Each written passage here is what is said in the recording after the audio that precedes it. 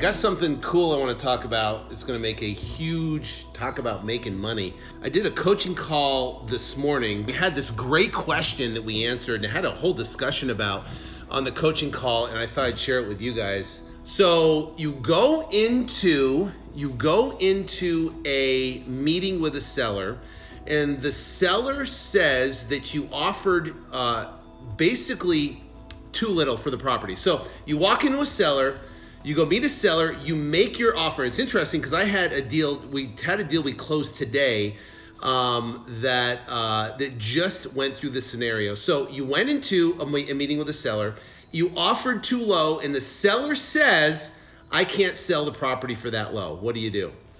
Well, it's an interesting point because now most people are going to essentially lose that deal, right? So what we can do is going in, there's about three different things we can do to potentially save that deal. So as you walk in and you talk to a seller and the seller says that you offered too low for a property, then what you can do is a couple different things. Now, let me tell you DPA is one of them for sure. But let me tell you a deal recently. I went in, I negotiated, I talked to the seller, I signed, and we closed today. So we walked in and went to the house. The seller, I offered $180,000 on this property. Now the property was about 3,500 square feet. Property was essentially needed a ton of work. It was all this like mishmash. Had a nice pool, pretty good neighborhood, but it needed a ton of work. It was on a large lot, right? So I went in and offered $180,000. Now what's going to happen is you're going to go in, you're going to talk to a seller, you're going to offer a lower price, and a seller's going to literally say, "There's no way I'd take that money, take that offer. There's no way I'd take that price." And now most real estate wholesalers are literally going to lose that deal. They're going to turn around and they're going to walk away because they're not going to know how to overcome the objection. So in this particular case, I went in and I offered $180,000. The seller said, "There's no way I would sell the property for that low," right? That's an objection that happens, I don't know how many times. Now, here's the thing. What if you could give the seller what they wanted and still get the deal done, right? What if you could do that?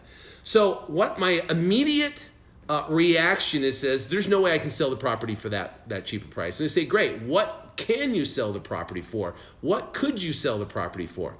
Now, what's going to happen is when you ask that question, now they're going to reciprocate an answer. You made an offer to a seller. They're going to now reciprocate an answer, and that reciprocation is going to be their number. So in this particular case, I went in and I talked to the guy. I said I offered 180. He came back and said, "There's no way I could sell for that low." I said, "Great, what can you sell it for then?" He goes, "I want 250.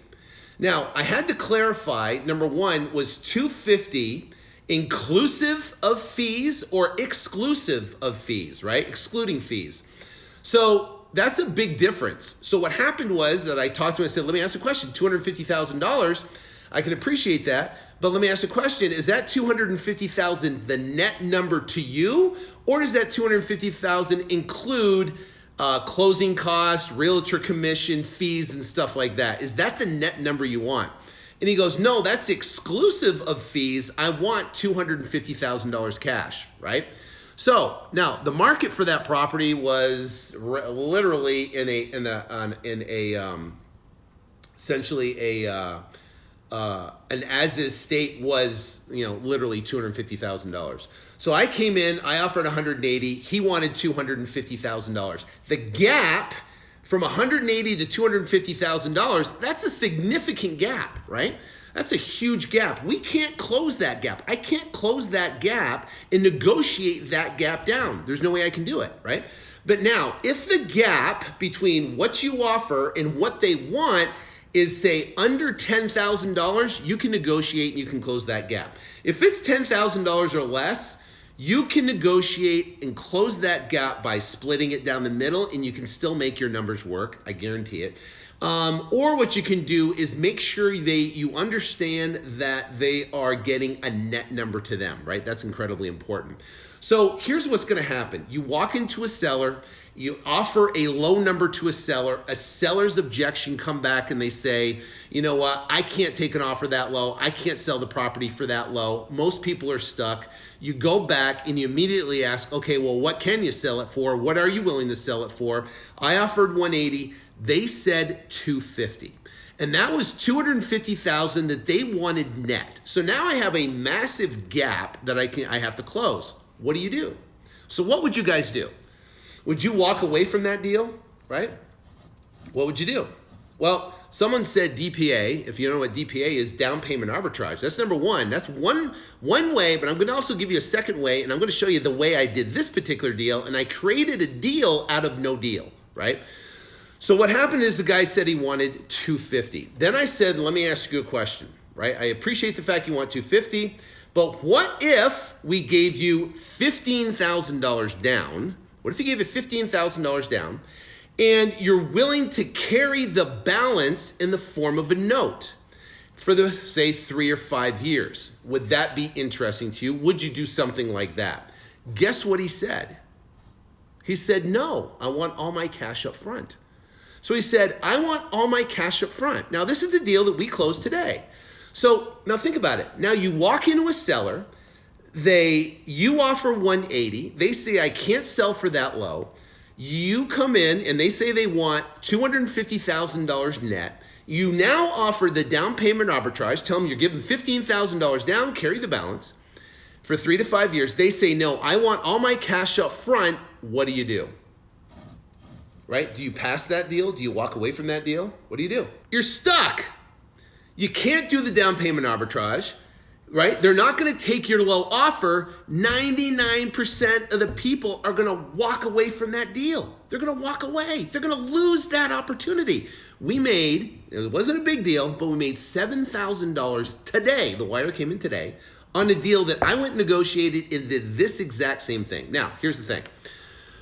People ask me all the time, how can you go on 10 appointments and come back with 8 contracts? This is why, right? So I asked the guy, I said, let me ask you a question. Is $250,000 the absolute lowest net number that you would take, right? Is that the lowest number you would take? You know what he said was? Yes, right? I want 250 grand. I said, okay, here's the deal. Now, this is where you want to pay attention, right? This is where the magic comes in. Because I offered him 280 cash, right? 180 cash. He wanted 250,000. He would not take seller financing or the down payment arbitrage. So what I said, listen, here's the deal. If you want absolute certainty that the deal's going to get done, no matter what, my number is $180,000, right? That's my number. I can get it done. But I completely understand the fact that you want 250,000, and I can appreciate that. But here's what we can do. We can write a contract subject to me finding an end buyer. Now, here's the beautiful thing. I'm in a huge network of other buyers and investors in the marketplace. I have investors that buy VRBO properties. I've got investors from out of country. I got investors that are buy and hold investors. I get investors actually that buy the house, they live in the house for 2 years, they fix it up and they turn around and sell it. And they can pay a lot more than I can pay. Now, I'm not saying they can pay $250. We don't know what they're essentially going to pay, but I can tell you this, they'll pay cash and they can close quick. They're going to pay all the closing costs and the fees and stuff like that. So I can't promise you that someone is going to essentially, give you $250,000. But what I'm willing to do to not only help them find deals, because it's a goodwill for the community, and I'll be able to help you get the deal done. What I'm going to do is this: we'll do a contract. Give me 15 days. I'll write the contract subject to me finding an end buyer. Now, I'm not a realtor. I'm not going to represent you. I'm not going to earn a commission, from this type of transaction. I'm not representing you in any way. All I want to do is this: is have the ability to show them the property. I'm not going to do a listing on it or anything like that. What we're going to do is this: is that we're going to do a contract subject to me finding the end buyer. And now I'm going to be able to talk to these buyers, not a double lease. I'm going to talk to these buyers about your property, right? And they go, I said, listen, what's the worst case scenario? Worst case scenario is that you are going to, 15 days from now, worst case scenario is you're going to be in the exact same situation you are now, and you're going to have the house, right? Best case scenario is I could turn around and I could find a buyer and this house could be off your hands, right? So what I'm going to do is I'm going to go out there, I'm going to try to fish for offers to the highest price possible. I'll let you know exactly what buyers are offering, and then you can make a choice on what you want to do, right? Now I'm going to help the buyers, help the community, help you out in the situation. It's all good. So here's exactly what happened. I went out, I put it out to the marketplace. Guess what happened? I got an offer at 180. I told him, say, hey, you know what? I got an offer. A guy wanted to do 180. I got another offer at like 192. I said, hey, went back to the guy. I said, listen, just want to let you know, I know the number was too low, but they want 192,000. So then what happened was, right? Then I got another offer coming up close to $200,000. So $200,000. I said, look, 200. I call him back $200,000. But say, listen, I'm still pushing. I still got other people that want to see the property. I got still other people who want to potentially get it. So here's what happened, the final thing that came in. We got an offer at $230,000. Now listen, this is incredibly important. I got an offer at $230,000. The offer at $230,000 came in, and they wanted to pay cash and they wanted to close quick on the property, $230,000. So I went back to the seller and said, listen, you know what? I got a deal that came in and we can get it done at $220,000. $220,000. And the guy can close next week. Now remember, he wanted $250,000. Now I've been communicating with him over the last 3, 4, 5, 7, 10 days, and we're at like 14 days now, and I've been talking to him, telling him the offer's coming in, what's going on, how it's happening. I'm keeping in communication with the seller. And what happened is I got a 180, 192, another $200,000 offer. I said, I got one at $220,000. We can close this sucker at $220,000. And they want to close next week. What do you want to do? I said, listen, if you don't want to take it, I'm pretty much at my wit's end at this thing. We're all coming down the last 15 days, so I'm going to have to kill this, and then you're going to have to go another route. Or, listen, you can take the $250,000 and we can get this sucker done. What do you want to do? Right? What happened? Here's what happened. He came back and said, listen, if you can do $223,000, it's a deal. Okay, $223,000, it's a deal. We created an addendum. We reduced the purchase price from $250,000 down to $223,000. I had the buyer at $230,000. We took both of them, brought them in, did a double escrow, and we closed the transaction. And today we got a wire for $7,000 on a deal that was a no deal. Now, $7,000 is not it's not a huge home run deal, but a $7,000 deal and another $7,000 deal and another $7,000 deal on deals that you would normally pass on, that you'd normally not be able to negotiate, where you'd normally not be able to secure a deal. Now you're walking into a seller and you have multiple different options. Right? That pays marketing costs, absolutely. You know what I mean?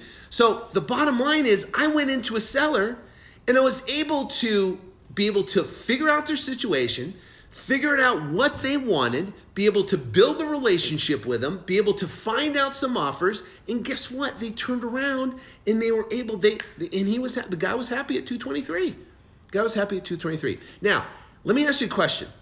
Right? How many deals have you went into? How many appointments have you went into with a seller? You walked in with a seller, right? You walked in with a seller and you make an offer of $180,000. And you say $180,000 and the seller goes, I'm not selling the property for that low. And you're stuck. You're stuck. Right? You're stuck. Now, here's what I want you to do. You guys want to make some money? Right? You want to make some money? Okay. Here's what I do. Let's have some fun. Let's say it's not working for you, right? Let's say we're one-on-one, and I'm going to coach you one-on-one right now, right? Let's do one-on-one coaching right now. If you and I were one-on-one, and I was going to coach you one-on-one, here's the first thing I would do, and I'm going to ask you this question, right? And I'm going to coach you on it. And then I'm going to give you a strategy to go back that you can turn around and make some money today, right? So what happens is this, and guys, I love doing this because this is going to change your world, and you're going to make some money tomorrow on this, okay? So what's going to happen is this, is that I'm going to ask you this question. I'm going to say, show me the written offers that you have submitted to sellers over the last 30 days. That's my question. So let me ask you this question, right? How many offers have you written and submitted to sellers in the last 30 days? So type in the comments right there. Give me a number. Because we're doing one-on-one coaching. If you and I were sitting right across from each other right now, we're hanging out in my living room, and we're sitting there, I would say, listen, give me every single contract. I would say, give me every contract. Print out every contract, written offer that you sent in the last 30 days.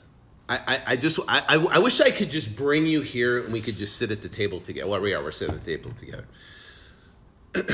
So now I'd ask you, give me all your written contracts, and you give me 3. You'd give me 5. So I'd ask you, right? I ask you for all your written offers. Essentially, you lay them out. 3, 5, 50, you lay them out, right? The first thing we do is we look at the number. If you only had 3 in the last 30 days, that's why you haven't got any contracts. That's why you haven't got any signed. Because the equation, the number, and this is why I love this business, because it doesn't matter who you are, what your background is, what you know, right? It doesn't matter your education. It's a numbers game, right? 25 offers, written physical offers, equals a contract. Yes, 1 out of 25. So I just asked you guys, right, for contracts, how many written offers in the last 30 days? I got 0, 0, 0, 0, 3. I got one guy that did 50. I got 5. I got 7.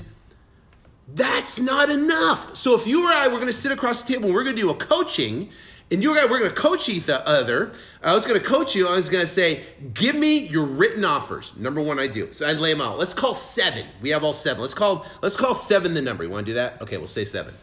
So I got 7 offers. They're all out here, right? So I got your 7 offers. They're all sitting out here, all your 7 offers.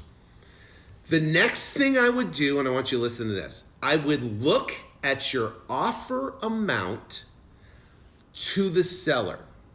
Here's what most people do. Their first mistake is they don't make enough offers. They don't even get in the numbers. They don't make one offer for every, they don't make the 25 offers. I had a guy that made 48 written offers. And he goes, oh my gosh, this guy made 48 written offers. I haven't got to accept the contract yet. I don't know what's happening. I don't know what's going on. Right? And guess what I did? I looked at all of his contracts. His numbers were spot on when it came to offers. I said, keep going. You're doing the right thing. Keep your head down. Keep making offers.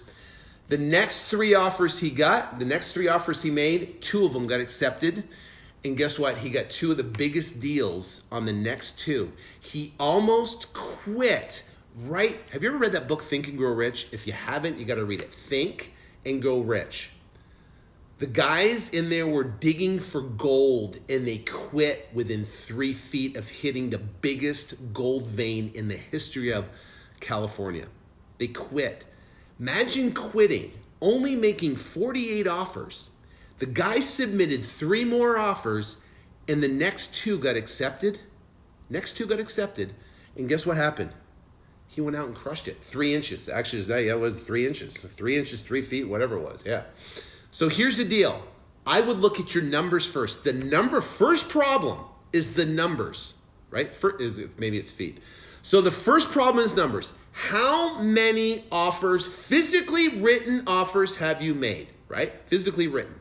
The first mistake is the numbers. Have you written 25? Have you written 30? Have you written 50? Because if the number is 1 accepted contract in 25, and you have only hit 3, 0, 5, 7, you're not even in the numbers yet. First problem, right?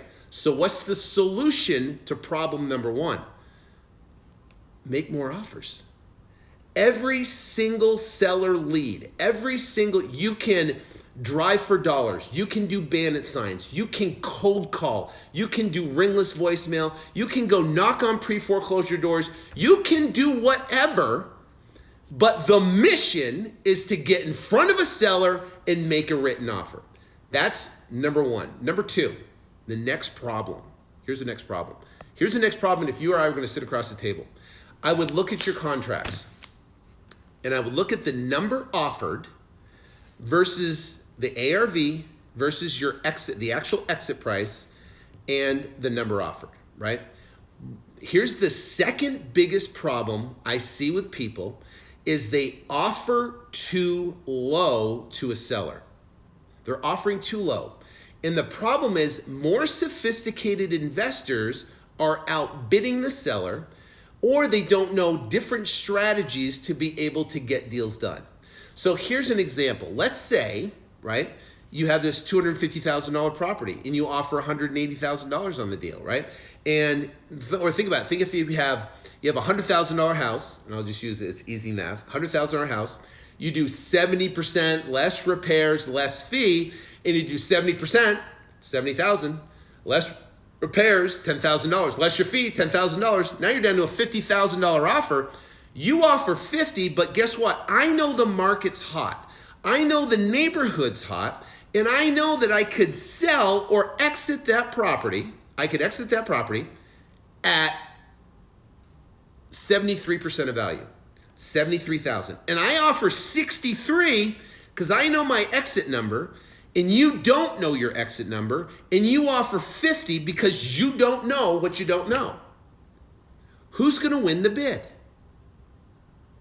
I'm going to win the bid. I offered 63. You offer, and guess what? Sellers have options. You know they're talking to other people. You know they're talking to other investors. They're getting a stack of postcards. So the second problem, the first problem is you're not writing enough offers. The second problem is you're offering too low. You offer too low on a house. If you offer too low on a property, you're going to get outbid and the seller's going to say no. And you are not going to get contract. You can have 50 contracts, 25 contracts, 7 contracts all the way across the board.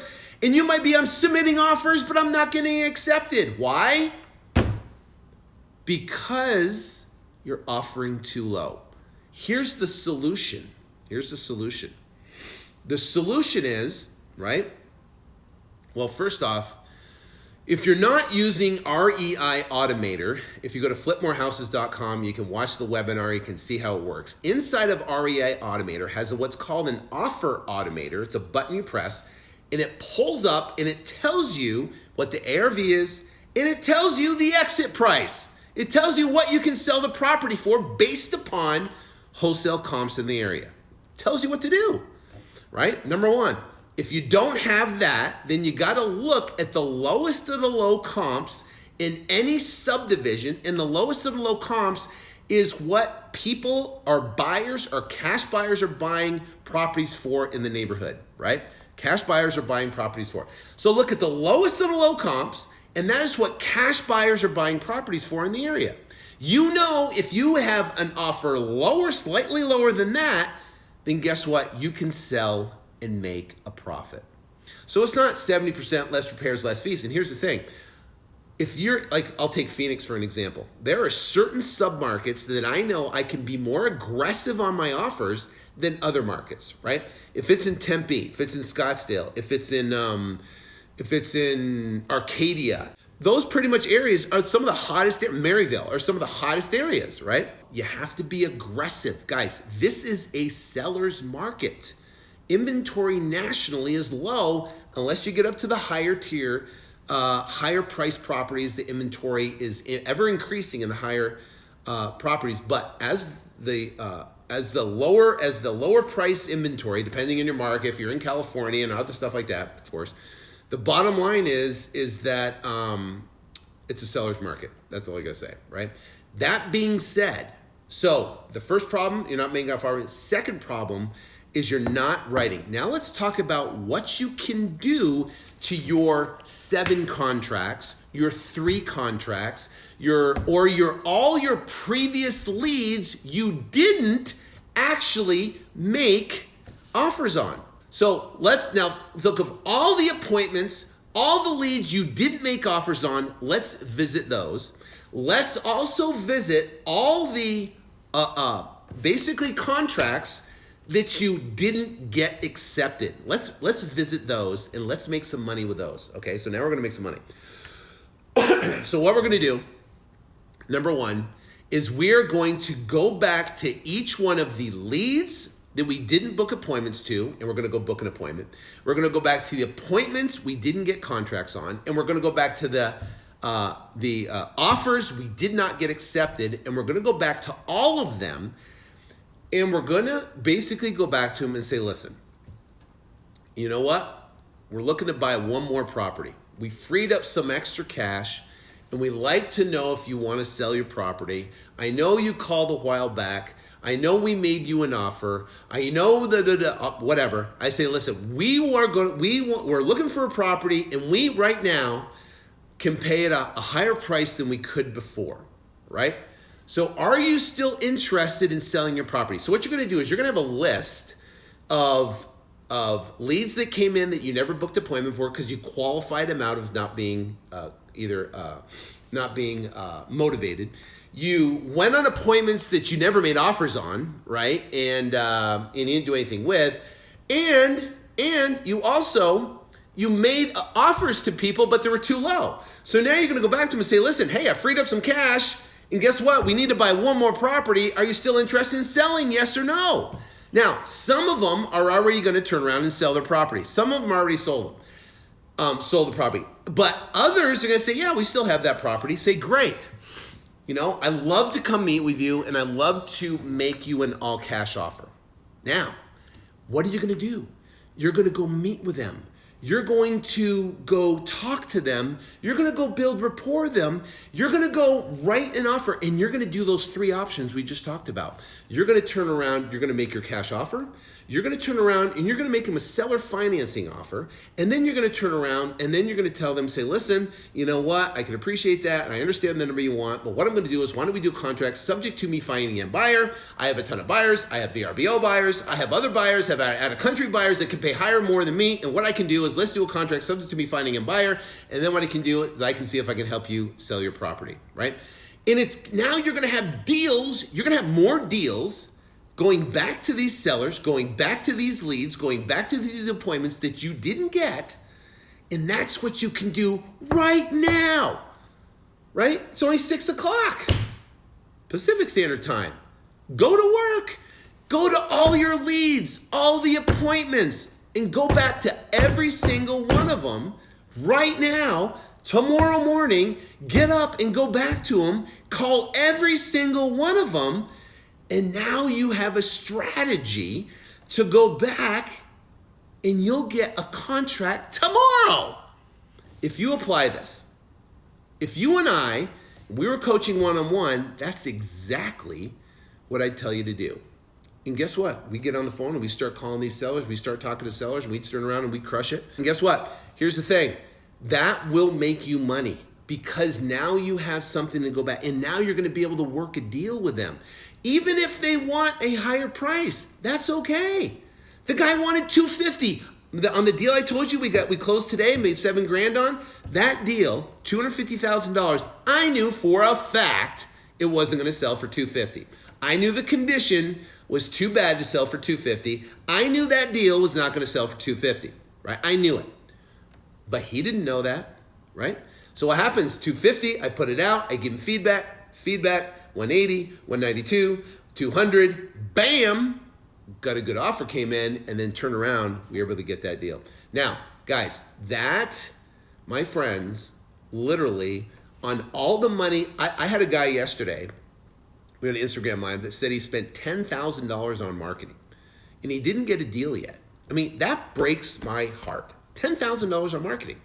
I want to bring that guy and say, listen, bud, let's go through all your contracts. Let's go through all your leads and just do this. If you do this, he can't help but succeed, right? He will get a contract, period. If you go back to all the sellers and you apply this formula, you cannot help but succeed. And maybe you have spent time, you spent money, you put bandit signs up, you've been cold calling, you've been RVMing, you've been sending direct mail, you've been trying to do it, and you've been getting leads coming in, and you're getting frustrated. You're in your last leg. You're going, holy cow, I don't know if this is gonna work. Here's the thing, I wanna tell you something.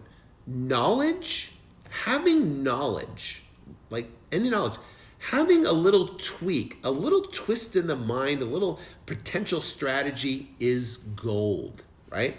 Now, I want to encourage you because we're releasing tickets to Extreme Freedom, which is my live event that comes up at the end of October 25th through 27th. And I'm telling you, you do not want to miss. I have the biggest real estate doers, guys doing deals and influencers, Instagram influencers. They're crushing the business.